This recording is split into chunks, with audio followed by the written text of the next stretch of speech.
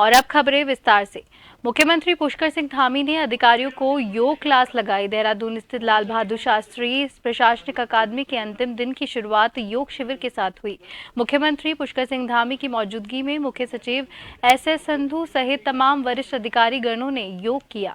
अकादमी के कालिंदी ग्राउंड में योग शिविर का आयोजन किया गया। इस अवसर पर योग प्रशिक्षकों के द्वारा सभी को योग के विभिन्न आसन करवाए गए। मुख्यमंत्री पुष्कर सिंह धामी सहित अधिकारियों ने योग के आसनों का अभ्यास करा। LBSN परिसर में मुख्यमंत्री ने मॉर्निंग वॉक किया। वहीं LBSN A के गेट पर ITBP जवानों से भी धामी मिले। इसके बाद मुख्यमंत्री ने अकादमी परिसर में भी ग्राउंड में राउंड लगाया और वहां स्थापित पूर्व PM स्वर्गीय लाल बहादुर शास्त्री की प्रतिमा को नमन किया।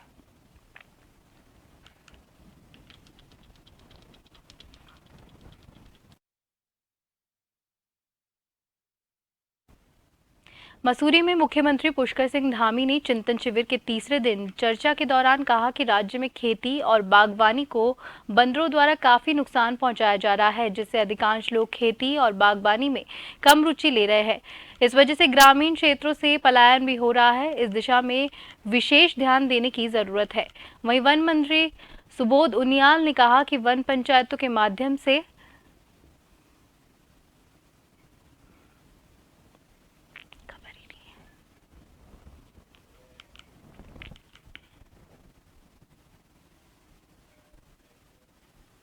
कांग्रेस के प्रदेश अध्यक्ष महरा ने चिंतन शिविर के बहाने सरकार पर जमकर हमला बोला है। उन्होंने कहा है कि राज्य में लाल फीताशाही हावी है और सरकार तेरी फाइल मेरी फाइल के खेल में उलझी हुई है।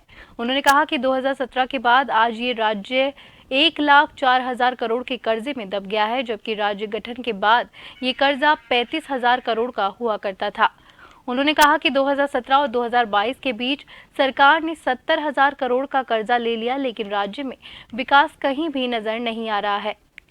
उन्होंने प्रदेश में बिगड़ती कानून व्यवस्था को लेकर DGP के इस्तीफे की मांग की है और सरकार को सुझाव दिया है कि सरकार चिंतन शिविर करने की बजाय योजनाओं पर ध्यान दे।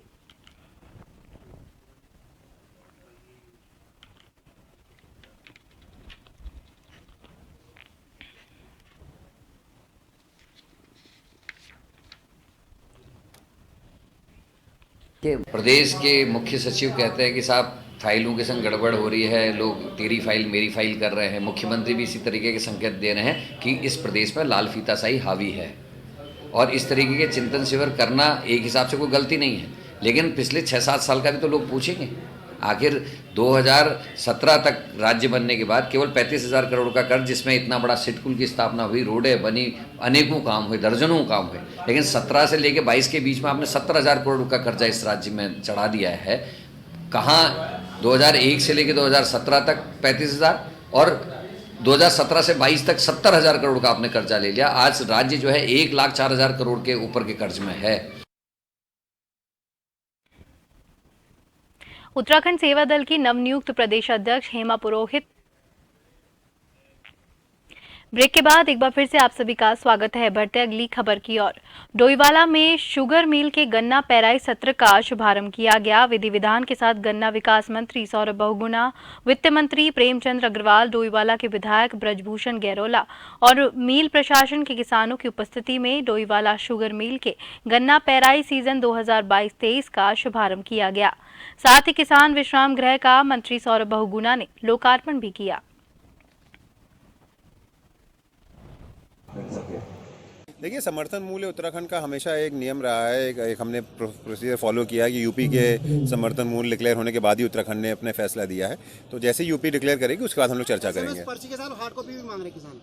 नहीं, देखिए, एक तरफ हम मॉडर्नाइजेशन की बात कर रहे हैं, एक तरफ मिलों को सुदृढ़ीकरण करने की बात कर रहे हैं और हमने उसको एक कोशिश करी है कि बहुत शिकायतें आती थी पर्ची सिस्टम में, जो मैनुअल पर्ची सिस्टम थी, इसलिए हमने उसको मॉडर्नाइज करके हमने उसको एक पर्ची सिस्टम जो है ऑनलाइन करने की कोशिश करी है। की मैं सभी किसान भाइयों को, कर्मचारी अधिकारी भाइयों को और विशेषकर हमारे तमाम जो अन्य लोग हैं उनको मैं बहुत बधाई दे रहा हूँ। और ये मौका है हमारे सामने कि पहली बार कोई गन्ना मंत्री हर पेराई सत्र, जहाँ जहाँ शुगर फैक्ट्री हमारी सरकार के, उनको पेराई सत्र पे वो पहुँच रहे हैं। सरकार जो है बहुत पहले से लीन पीरियड से ही इस प्रकार की व्यवस्था की गई है कि हम समस्त स्टेशनों को जो है अच्छी तरीके से प्रिपेयर करें, और उसमें हमारे समस्त ट्रायल हो चुके हैं, मास्टर ट्रायल हमारा हो चुका है। उसके बाद हम, ये पहली बार हुआ है और हम उसको जो है शुरुआत करने जा रहे हैं। क्या लक्ष्य रखा है सर? इस बार 32 लाख क्विंटल का। डोईवाला में शुगर मिल से जुड़े तमाम किसानों ने विरोध प्रदर्शन किया। संयुक्त किसान मोर्चा के बैनर तले मिल गेट पर प्रदर्शन कर 2 सूत्रीय मांगों को लेकर शुगर मिल का उद्घाटन करने पहुंचे गन्ना विकास मंत्री सौरभ बहुगुणा और वित्त मंत्री प्रेमचंद अग्रवाल का विरोध किया।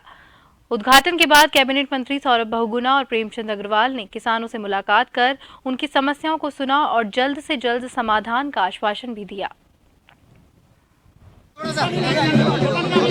मंत्री जी ने आश्वासन दिया कि जल्दी जो हमारी 500 रुपये की मांग जो हमने की है, 2 मुद्दों पर हमने ज्ञापन दिया था, वो जल्द हम पूरी करेंगे। और साथ ही साथ जो किसान यहाँ आक्रोशित था कि पहले उद्घाटन होता है, बाद में परंपरा बन गई है, यूपी का होगा तो हम करेंगे, उसके विरोध में हमने धरना प्रदर्शन दिया था। कृषकों की जितनी भी समस्याएं थी मिल से संबंधित, वो सारी समस्याओं का हल पहले ही निकाल दिया गया है। इसके बाद में जो वो कह रहे हैं गन्ना मूल्य का समर्थन, वो तो एक अपनी प्रोसीजर है, उसके हिसाब से पहले यूपी डिक्लेयर करती है, उसके बाद हमारी सरकार डिक्लेयर करती है, वो डिक्लेयर कर दिया जाएगा। देखिए, समर्थन मूल्य उत्तराखंड का हमेशा एक नियम रहा है, एक हमने प्रोसीजर फॉलो किया है कि यूपी के समर्थन मूल्य डिक्लेयर होने के बाद ही उत्तराखंड ने अपने फैसला दिया है। तो जैसे यूपी डिक्लेयर करेगी उसके बाद हम लोग चर्चा करेंगे। भारतीय जनता युवा मोर्चा लालकुआं मंडल अध्यक्ष बॉबी संभल का अनिश्चितकालीन धरना प्रदर्शन 7वें दिन भी जारी है। इस दौरान उन्होंने पत्रकारों से वार्ता करते हुए कहा कि वह नगर पंचायतों में बड़े पैमाने पर हो रहे भ्रष्टाचार के खुलासे की मांग के लिए धरने पर बैठे हैं और जब तक वित्तीय अनियमितताओं और भ्रष्टाचार का खुलासा नहीं हो जाता तब तक उनका धरना प्रदर्शन यूं ही जारी रहेगा।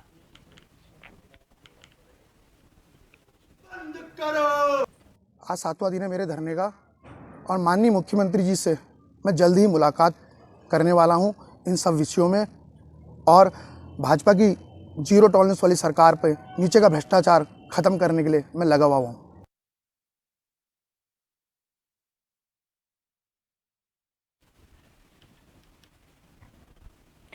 जयपुर सीएम अशोक गहलोत का सचिन पायलट पर बड़ा हमला। एक निजी चैनल को दिए इंटरव्यू में गहलोत ने बोला हमला। खबर सामने आ रही है। कहा पायलट ने गद्दारी की, सीएम पद पर किसी भी सूरत में बर्दाश्त नहीं होगा। सीएम अशोक गहलोत का बयान सामने आया है। सीएम गहलोत का सचिन पायलट पर बड़ा हमला। एक निजी चैनल को दिए इंटरव्यू में गहलोत ने ये बात बोली। उन्होंने कहा कि पायलट ने गद्दारी की है, सीएम पद पर किसी भी सूरत में ये गद्दारी बर्दाश्त नहीं होगी। एक बड़ा बयान गहलोत का सामने आया है। एक निजी चैनल में उन्होंने इंटरव्यू के दौरान ये बात कही है। और इस खबर पर अधिक जानकारी के लिए हमारे साथ हमारे संवाददाता जयपुर से दशरथ फोन लाइन पर जुड़ चुके हैं। दशरथ, मुख्यमंत्री अशोक गहलोत का एक बयान सामने आया है, क्या कुछ इसमें तमाम जानकारी है और ये क्या कुछ कयास लगाए जा रहे हैं इस बयान के? देखिए, सचिन पायलट पर अशोक गहलोत की तरफ से बड़ा हमला बोला गया है, यानी कि इस हमले से साफ है कि अशोक गहलोत अब आर पार के मूड में है। अशोक गहलोत की तरफ से कहा गया है कि सचिन पायलट ने पार्टी से गद्दारी की और जो आदमी गद्दारी करता है उसको पार्टी या कह सकते हैं सरकार की जिम्मेदारी नहीं सौंपी जा सकती, उनको सीएम नहीं बनाया जा सकता। उन्होंने ये भी कहा कि 10-10 करोड़ रुपए बीजेपी कार्यालय से इन लोगों को मिले थे, उसके पुख्ता सबूत उनके पास है। और 102 विधायक जो होटलों में कैद रहे, राजभवन गए, ऐसे में पायलट को कैसे मुख्यमंत्री बनाया जा सकता है? कुल मिलाकर अशोक गहलोत आर पार के मूड में है। और राहुल गांधी की जो यात्रा प्रवेश कर रही है कह सकते हैं प्रदेश में कुछ ही दिनों बाद में, दिसंबर के पहले वीक के अंदर, उस यात्रा से पहले अब दोनों खेमों के बीच में बड़ा खुलवार मचने के आसार हैं, क्योंकि जिस तरह से सीएम ने सीधे तौर पे पायलट को चुनौती दी है और आला कमान को भी कहीं ना कहीं ये समझाया है कि अगर आपने इस चीज को हल्के में लिया तो ये राजस्थान के लिए, ये विधायकों के लिए उचित नहीं होगा। तो बहरहाल अब देखना होगा कि पायलट कैंप की तरफ से आप किस तरह की चीजें सामने आती है। जी दशरथ, बहुत बहुत धन्यवाद आपका तमाम जानकारी देने के लिए।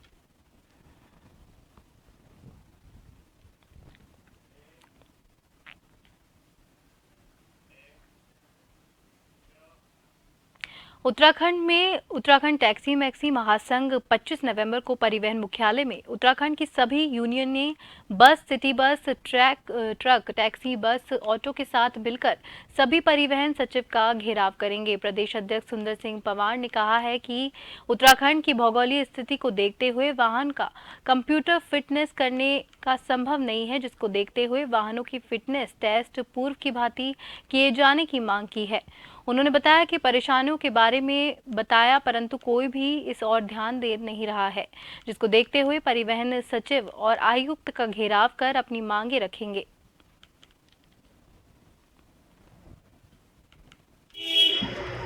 उत्तराखंड सरकार से कई बार मिल चुका हूँ, माननीय परिवहन मंत्री से मिल चुका हूँ, परिवहन सचिव जी से मिल चुका हूँ, माननीय अध्यक्ष भारतीय जनता पार्टी उत्तराखंड से मिल चुका हूँ, परंतु कोई निष्कर्ष नहीं निकला।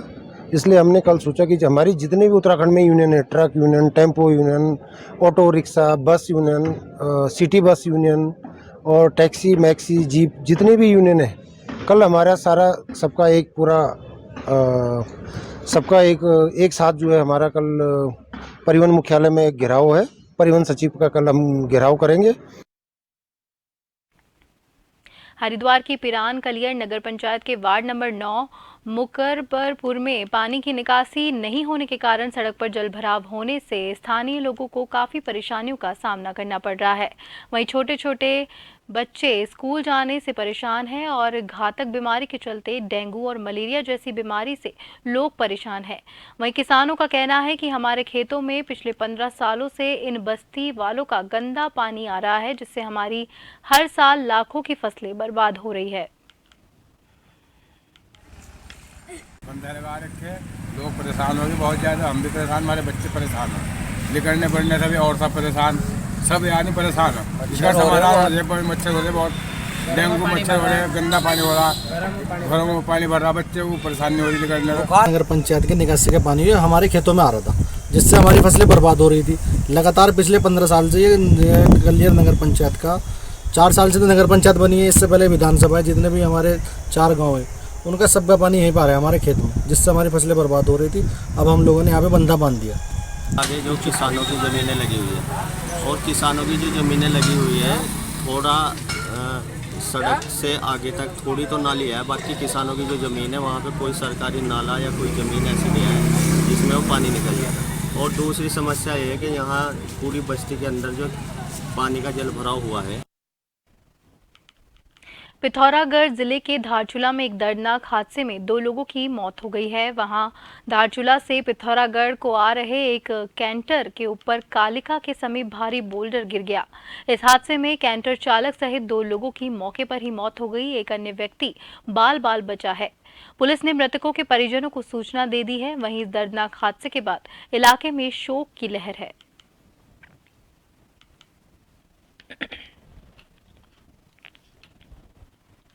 धारचूला से पिथौरागढ़ की तरफ एक कैंटर जा रहा था। ये कालिका के पास में घोचिया बैंड में ऊपर से एक पत्थर आया जो ड्राइवर और कंडक्टर को दोनों को लगा, जिसमें दोनों की मृत्यु हो गई है और दोनों के शवों को यहाँ धारचूला CHC मोर्चरी में रखा गया है। इनके घरों को सूचना दी जा रही है।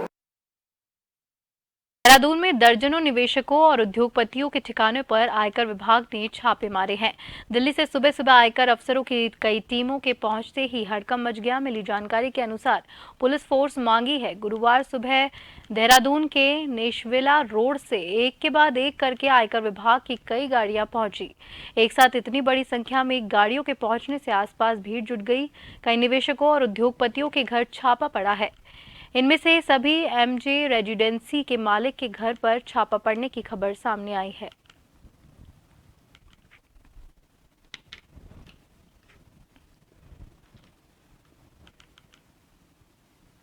पाबो के निसनी गांव के 5 वर्षीय बालक को निवाला बनाने वाला गुलदार पिंजरे में कैद हो गया, जिसे रेस्क्यू करने नागदेवर रेंज पौड़ी लाया गया, जहां से रेंजर पौड़ी ललित मोहन नेगी ने जानकारी देते हुए बताया कि बीते मंगलवार को गांव के पास गुलदार ने 5 वर्षीय बालक को अपना निवाला बना दिया था।